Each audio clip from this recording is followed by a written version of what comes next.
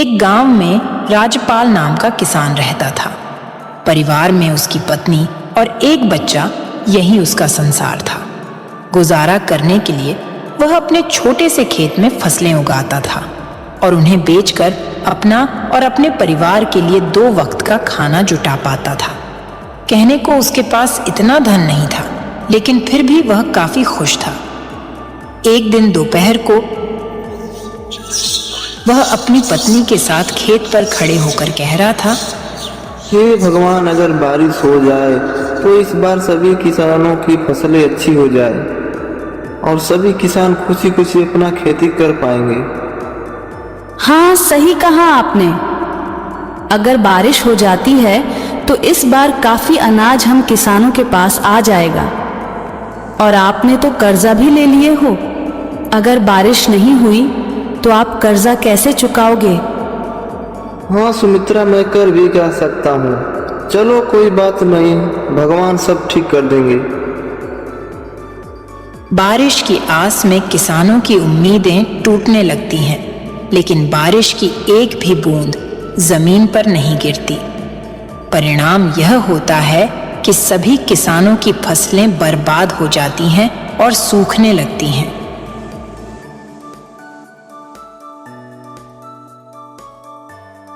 राजपाल की फसल भी पूरी तरह बेकार हो जाती है।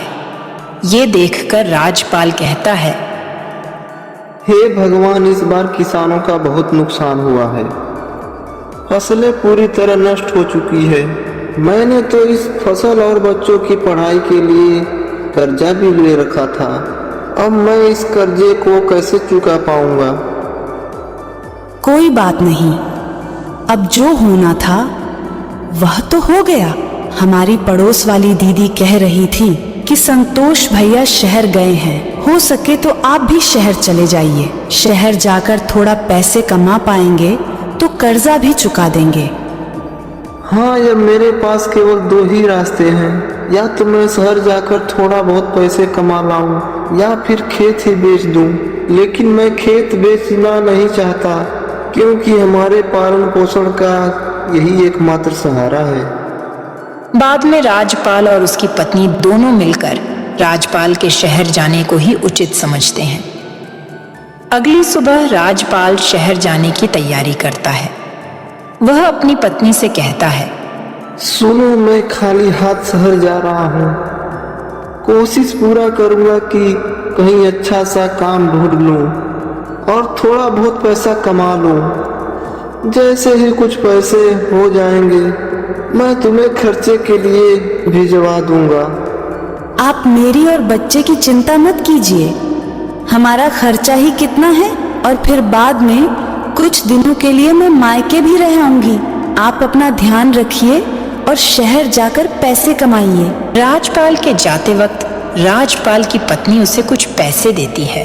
यह देखकर राजपाल कहता है, ये पैसे कहाँ से आए? अब तुम किससे कर्जा ले ली हो? मैंने थोड़ा थोड़ा करके यह पैसे जमा की थी अपने बुरे वक्त के लिए। अब शायद इनका सही वक्त आ चुका है। यह लीजिए, रखिए। राजपाल थैला उठाता है, इसी में उन पैसों को रख लेता है और शहर के लिए रवाना हो जाता है।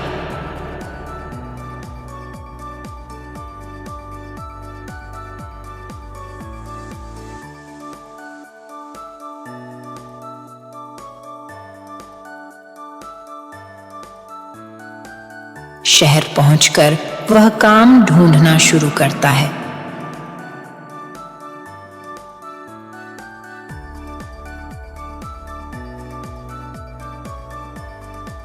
साहब, कोई काम हो तो बताइए, मुझे काम की बहुत तलाश है। नहीं नहीं भाई, यहाँ पर कोई काम नहीं है, कहीं और काम देख लो। पूरा दोपहर काम की तलाश करते करते वह थक जाता है, लेकिन काम नहीं मिलता है। उसके बाद वह एक बगीचे में जाकर पेड़ की छांव में बैठ जाता है। वहीं पास में 2 जेब कतरे आपस में बात कर रहे होते हैं। सुन बे मंगू, 3 दिनों से कोई भी मुर्गा हाथ नहीं लगा है। लगता है इसके पास काफी माल है। इस बार खाली हाथ लौट कर नहीं जाना है। सही कहा चंगू, तुम्हारी निगाहें तो बहुत तेज हैं। इसके पास कुछ ना तो कुछ होगा ही। चल अब तारीफ करना बंद कर और काम पर लग जा। मैं इसे बातों में उलझा लूंगा और तू इसका थैला लेकर 9-2-11 हो जाना। उनमें से एक जेब कतरा राजपाल के पास जाकर उससे बात करने लगता है।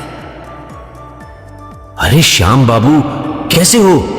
बड़े दिनों बाद दिखाई दिए हो। अरे भाई, आप कौन? मैं तो आपको जानता भी नहीं, और मेरा नाम श्याम बाबू नहीं, मेरा नाम तो राजपाल है। अरे हाँ, तभी मैं कहूं कि मैं तुम्हारा नाम भूल रहा हूं। अच्छा, और बताओ क्या हाल है? क्या बताऊं भैया, गांव से शहर आया हूँ काम की तलाश में, लेकिन काम नहीं मिल रहा। अगर आप मुझे जानते हो तो मेरे लिए कोई काम बता दो। इन दोनों की बातचीत हो ही रही थी, तभी मंगू राजपाल का थैला लेकर 9-2-11 हो जाता है। पहला जेबा कतरा कहता है, अरे भाई, लगता है पहचानने में गलती हो गई। चलो मैं चलता हूं। अजीब लोग हैं शहर के, पहले खुद ही जान पहचान का दिखावा करते हैं और बाद में खुद ही अनदेखा करने लगते हैं।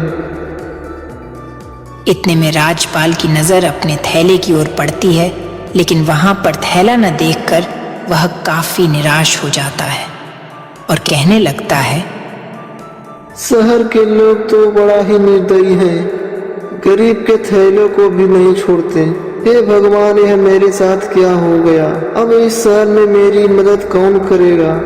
भगवान, आप ही कुछ मदद कीजिए। वह भगवान से प्रार्थना करता है। इतने में राजपाल के पीछे से एक दर्द भरी आवाज आती है, बचाओ बचाओ बचाओ। राजपाल उस आवाज को सुनते हुए पीछे मुड़ता है।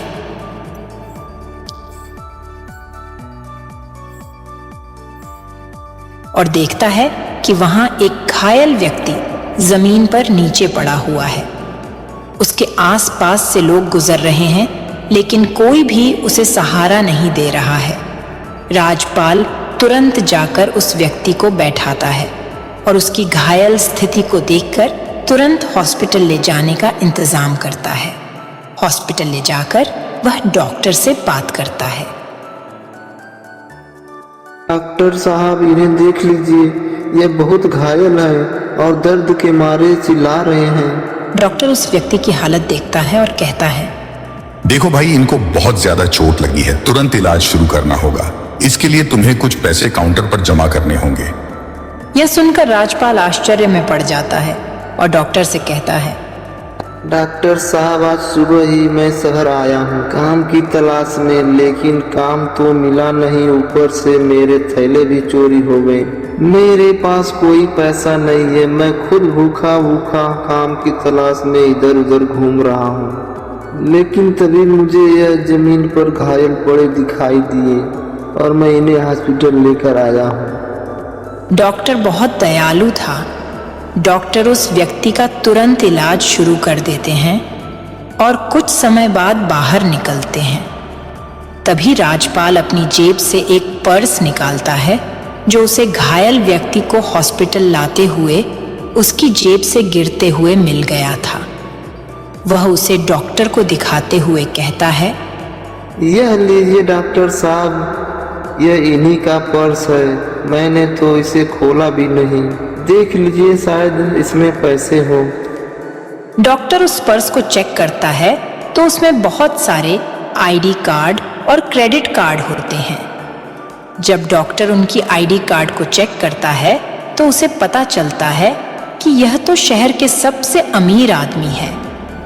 वो तुरंत राजपाल से कहता है, अच्छा हुआ जो तुम इन्हें हॉस्पिटल लेकर आ गए। तुम जानते हो ये शहर के सबसे बड़े आदमी हैं। मुझे नहीं पता, मैंने तो सिर्फ अपना फर्ज निभाया है। डॉक्टर राजपाल को शाबाशी देता है और कहता है, कल सुबह इन्हें होश आ जाएगा, तुम कल सुबह आकर इनसे मिल सकते हो।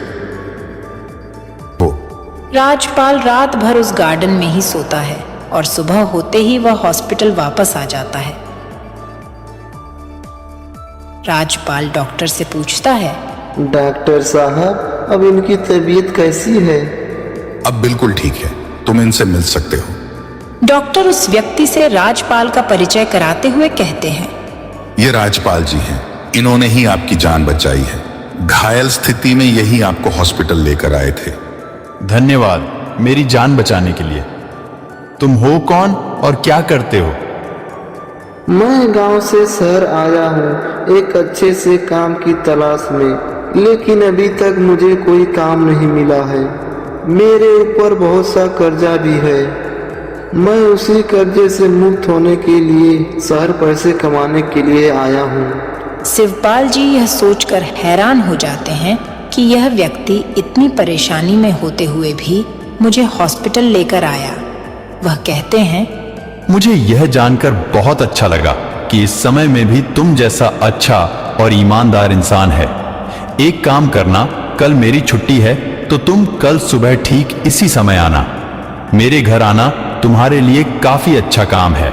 राजपाल शुक्रिया अदा करते हुए वहां से चला जाता है और अगले दिन ठीक उसी समय हॉस्पिटल पहुंचता है।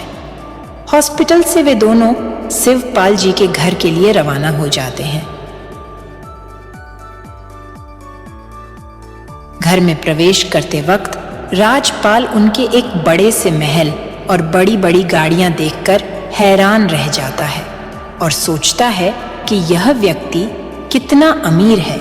राजपाल अंदर जाकर सोफे पर बैठ जाता है। तभी शिवपाल जी नौकर से उसके लिए पानी और खाने के लिए कुछ लाने को कहते हैं। शिवपाल जी कहते हैं, राजपाल, तब तक तुम कुछ खा पी लो, तब तक मैं 15 मिनट में आता हूं। राजपाल खा पीकर थोड़ा आराम करता है। तभी शिवपाल जी आते हैं और कहते हैं, राजपाल, शहर के बाहर मेरी एक बड़ी फैक्ट्री है जिसमें खेती से जुड़े उत्पाद बनाए जाते हैं। खाने पीने का कोई झंझट नहीं है। वहां पर तुम्हें खाने पीने को सब मिलेगा, रहने को घर मिलेगा। अगर तुम सहमत हो तो तुम इस काम को कर सकते हो। यह तो मेरे लिए बहुत ही अच्छी बात है। वैसे भी मैं एक किसान हूँ। खेती बाड़ी के बारे में मुझे बहुत अच्छे से पता है। मैं इस काम को अच्छे से कर पाऊंगा। तुम चाहो तो अपने परिवार को भी यहाँ लाकर रह सकते हो। शिवपाल जी राजपाल को कुछ पैसे देते हैं जिससे वह अपने कर्ज को चुका पाए। फिर राजपाल गांव जाता है।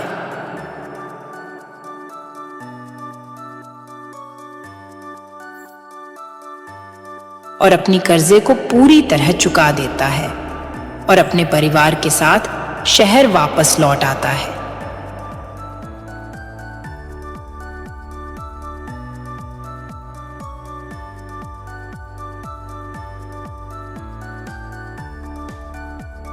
शिवपाल जी राजपाल के बच्चे की पढ़ाई का खर्चा भी खुद ही उठाते हैं और उनके खाने पीने का और रहने का ख्याल भी रखते हैं। राजपाल खूब मन लगाकर फैक्ट्री में काम करता है और खुशी खुशी अपने परिवार के साथ रहता है।